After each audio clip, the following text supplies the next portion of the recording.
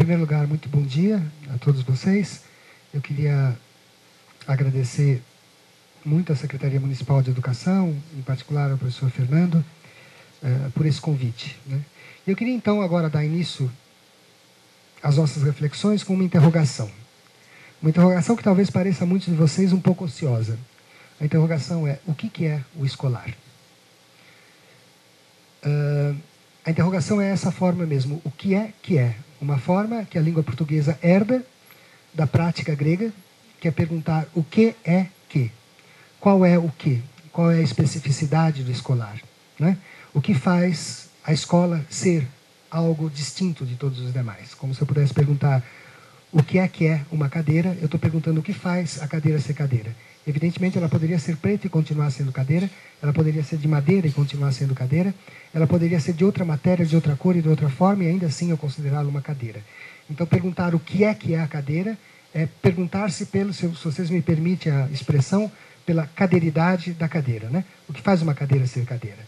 E essa é a pergunta com a qual eu gostaria de iniciar as nossas reflexões. O que faz a escola ser uma escola? É claro que por essa imensa familiaridade que a nossa profissão, o nosso tempo de dedicação nos traz com a própria escolarização e os nossos discursos também bastante cristalizados sobre o que é a escola, qual é o seu papel social, nos dão respostas imediatas. Por exemplo, a escola é o lugar da aprendizagem. E é evidente que a gente espera e quer que na escola role algo como aprendizagem. Não obstante, também temos que reconhecer que, sobretudo numa sociedade que nós mesmos, com ou sem razão, chamamos de uma sociedade de conhecimento, a ideia de aprendizagem ultrapassa largamente a escola, né? É muito comum, e isso nós nos deparamos o tempo inteiro, isso nos coloca problemas o tempo inteiro, que o âmbito da aprendizagem ocorra na sociedade contemporânea, além de, e às vezes muito mais, fora da escola do que propriamente dentro da escola. Então, embora a escola seja inevitavelmente um lugar que nós esperamos que possa produzir aprendizagem, esse não é a especificidade da escola, o que a distingue de tudo o resto. Está claro? Porque nós também aprendemos pela televisão, nós também aprendemos pela internet, etc. Ora, a escola, muitas vezes, é por nós definida como aquele espaço no qual uma criança, um ser novo, se inicia num mundo que é mais velho do que ele mesmo. O que também é verdadeiro, que parte do nosso trabalho é isso. Não obstante, eu gostaria de ressaltar, enfatizar a ideia de que, se isso foi fundamentalmente verdadeiro há 50, 60, 70 anos, onde muitas vezes o contato com o mundo inicial era fundamentalmente na escola, era a escola que arrancava do imediato para mostrar algo que estava para além do imediato, isso não é mais verdadeiro, por exemplo, numa época marcada pela comunicação eletrônica, pela internet, por vários meios. Então, essa iniciação, ela ocorre também na igreja, ocorre também pela internet, ocorre pela televisão, ocorre por outras coisas. Eu poderia continuar aqui dando um monte de exemplos, mas eu vou poupá-los disto, né? E pensar o que seria, portanto, no meu entender, esse que da escola, a escolaridade da escola como a cadeiridade da cadeira. E para isso o que eu vou propor para vocês é um procedimento absolutamente comum, recorrente na filosofia, que é ir buscar o ato inicial, o ato fundacional. Veja, isso não é só no âmbito da filosofia, né? São várias as dimensões da nossa vida onde nós acreditamos que, se nós captarmos qual é a experiência fundante de uma instituição ou de uma ideia, a gente capta aquilo que nos guia, né? Então, eu vou buscar aquilo que na filosofia a gente costuma chamar a arqué. A palavra grega arqué, da onde vem arqueologia, arquétipo, etc., quer dizer princípio. E princípio na sua dupla acepção. Princípio é quando uma coisa inicia, mas princípio também é a norma, a diretriz que norteia, né? Quando você fala, por exemplo, fulano de tal é um homem de princípios, quer dizer que ele tem alguns princípios, alguns elementos norteadores da sua ação. Agora, não à toa que a palavra princípio vai designar tanto o início, o começo, a fundação, quanto aquilo que norteia, aquilo que dá o tom das coisas, né? É por essa razão, por exemplo, só para usar 2 ou 3 exemplos aqui, todos vocês já ouviram, por exemplo, ou ouviam, né, quando ele estava vivo, Hugo Chávez, chamar a sua revolução de bolivariana. E por que ele escolhe bolivariana? Por que ele vai recorrer a esta imagem tão rica e forte? Porque Chávez acredita, bom, com ou sem razão, que Bolívar é o cara que dá o tom, que funda a ideia de uma América livre, emancipada, né, própria. Então, por isso, ele chama, ao chamar a Revolução de Bolivariana, ele chama o princípio como ato fundante e, ao mesmo tempo, como elemento norteador do que guia a nossa ação. A mesma coisa, se vocês se lembrarem, por exemplo, no momento, a imagem do Obama no momento em que ele toma posse, né, um primeiro presidente negro norte-americano que toma posse num momento difícil, onde os Estados Unidos estão sendo acusados de violação dos direitos humanos, com toda razão, porque o fez mesmo, e ele defende uma ideia controversa nos Estados Unidos, nós podemos combater o terrorismo. Ele defendeu retoricamente, não levou à frente, mas o que nos interessa é só o seu discurso nesse momento. Nós podemos combater o terrorismo sem abdicar dos direitos humanos. Então, essa questão controversa, como que ele busca legitimidade para isso? Se vocês lembrarem do discurso inaugural dele, ele fala: quem nos ensinou isso foram os nossos pais fundadores.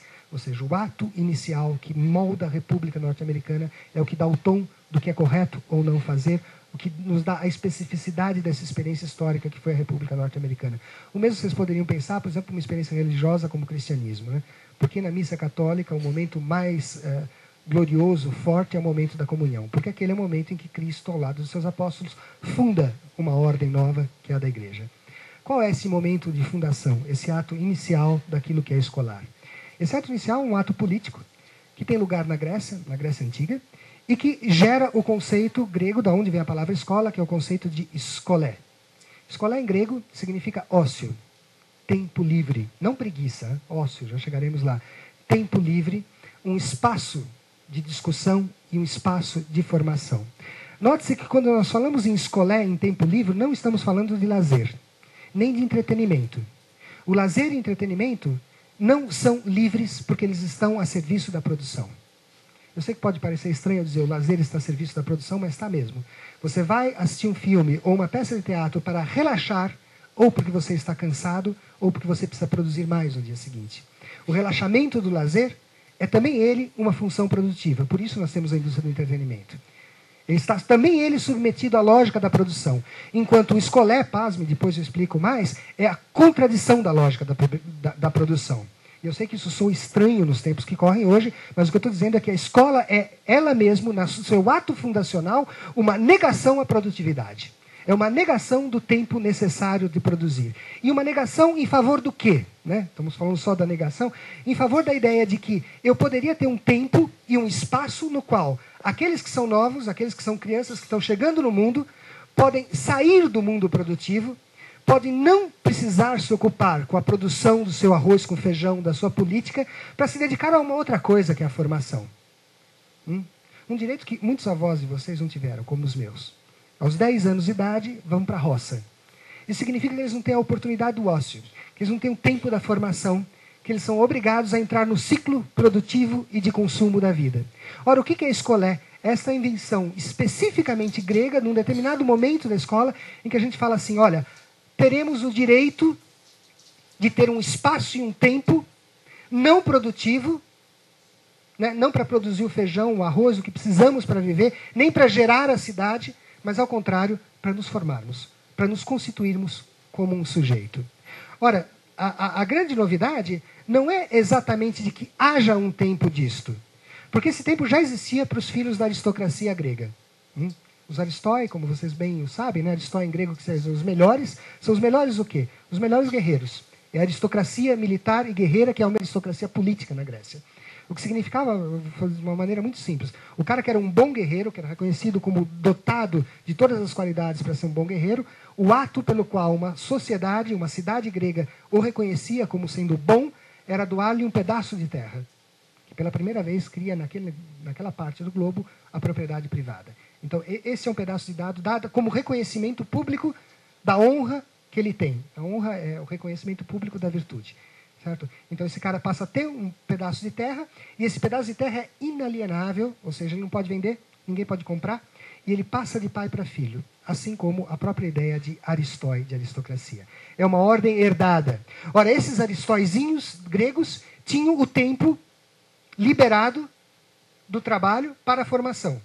Mas isso era um privilégio. O que é a ideia da criação da escolé neste mundo grego? É exatamente a usurpação do privilégio das elites militares e aristocráticas para criar um tempo de formação que pudesse ser estendido a todos. Não só ao filho dos melhores, não só ao filho da elite, mas a todos aqueles, né, na verdade, eram meninos e gregos, né, e nativos, atenienses ou o que seja. Mas pela primeira vez se expande a ideia e arranca a ideia de que a formação seria um privilégio de uma elite aristocrática para transformá-la num direito de um cidadão. E ao assim fazer, Ao criarmos essa ideia de escolé, a gente torna inoperante uma conexão até então vigente e arcaica, que vai ligar marcadores pessoais, de quem você é filho, por exemplo, ao seu lugar social. O que você fará na equipe? Marcadores sociais que continuam existindo na sociedade em alguma medida, né? Pensem vocês, por exemplo, que o bebê real, como eles o chamam, já nasce real. Assim como o príncipe Charles já nasceu um príncipe. Né? O caráter de príncipe de Charles não advém de um processo formativo. Ele já nasce um príncipe. Ao contrário, vocês só se tornaram professores, né? Vocês não nasceram professores.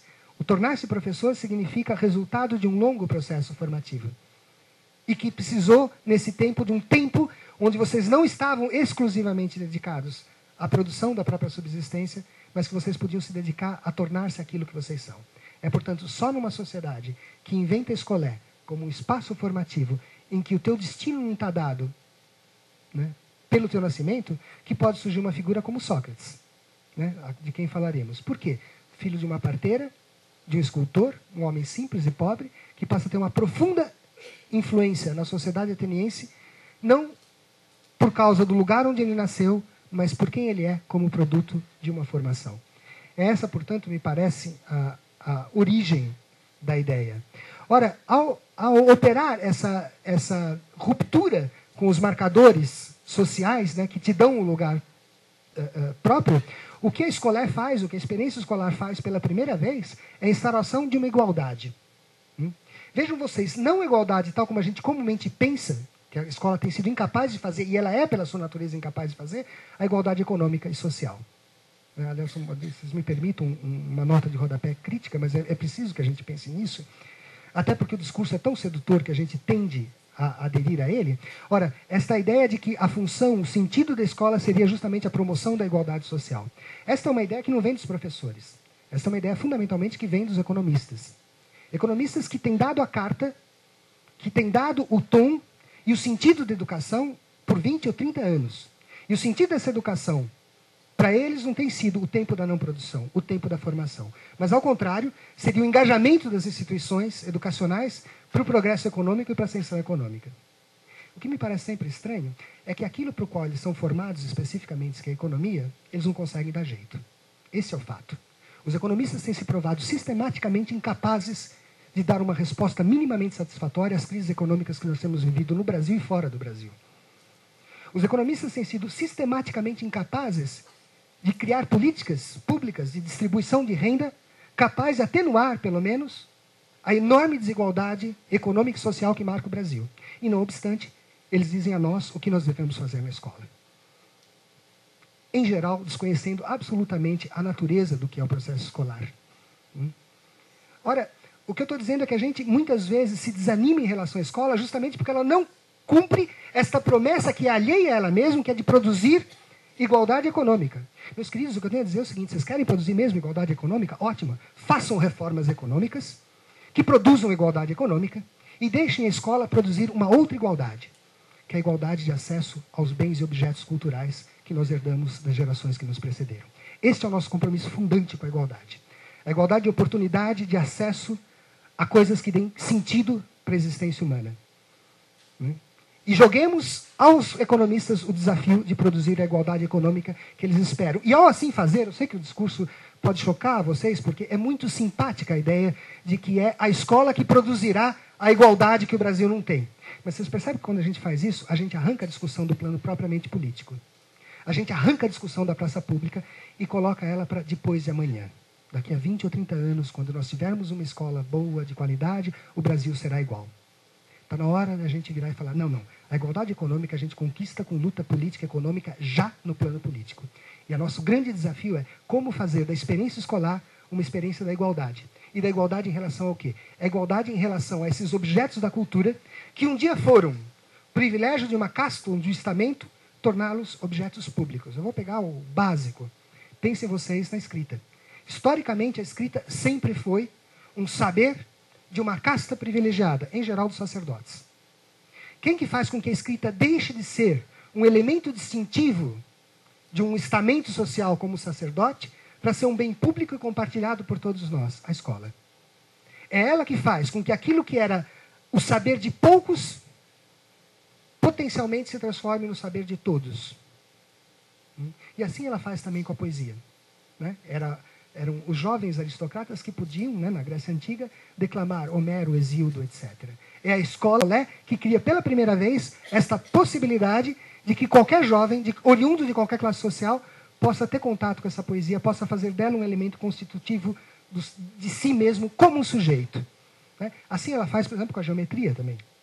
E veja, ao tornar isto igual, a escola tem uma suprema força que é desfuncionalizar os conhecimentos. O que eu quero dizer com desfuncionalizar?